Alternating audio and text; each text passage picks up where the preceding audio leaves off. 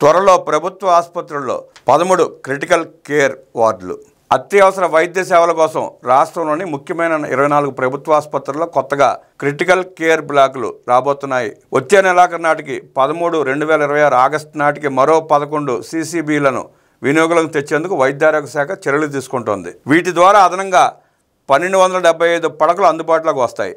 వీటి నిర్మాణాల పురోగతిని అధికారులు వైద్యారోగ్య శాఖ మంత్రి సత్యకుమార్ యాదవ్కు వివరించారు. ప్రధానమంత్రి Ayushman Bharat health infrastructure machine కింద 600 కోట్ల రూపాయల వ్యయంతో చేపట్టిన వీటి నిర్మాణాలను దశలవారీగా వచ్చే ఏడాది ఆగస్టులోగా పూర్తి చేయాలని అధికారులను మంత్రి ఆదేశించినట్లు వైద్యారోగ్య శాఖ ఒక ప్రకటనలో తెలిపింది. కోవిడ్-19 సమయంలో అత్యవసర వైద్యం రోగులకు అందడంలో సవాళ్లు ఎదురయ్యాయి. ఆ సమయంలో నాన్ కోవిడ్ కేసుల వారికి సరైన వైద్యం అందలేదు. భవిష్యత్తులో ఇటువంటి పరిస్థితులు పునరావృతం కాకుండా ఉండేందుకు కేంద్ర ప్రభుత్వం దేశవ్యాప్తంగా 621 CCBల ఏర్పాటుకు ఆమోదం తెలిపింది. దీని ప్రకారం గుంటూరు మినహా 16 బోధనా ఆసుపత్రులు, తెనాలి, అనకాపల్లి, హిందూపురం జిల్లా ఆసుపత్రులు వీటి నిర్మాణాలు జరుగుతున్నాయి. ప్రస్తుతానికి నెల్లూరు, ఒంగోలు బోధనా ఆసుపత్రుల్లోని CCBల నిర్మాణాలు దాదాపుగా పూర్తయ్యాయి. 2026 మార్చి నాటికి తెనాలి జిల్లా ఆసుపత్రి, ఆగస్టు నాటికి చీరాల, పాడేరు, ఏలూరు, మచిలీపట్నం, పాలకొండ, నంద్యాల, భీమవరం, నర్సరావుపేట, రాయచోటి, కాకినాడ ఆసుపత్రుల్లో నిర్మాణాలు పూర్తవుతాయి. 50 పడకలతో ఏర్పాటయ్యే 22 CCBల్లో ఒక్కొక్క దానికి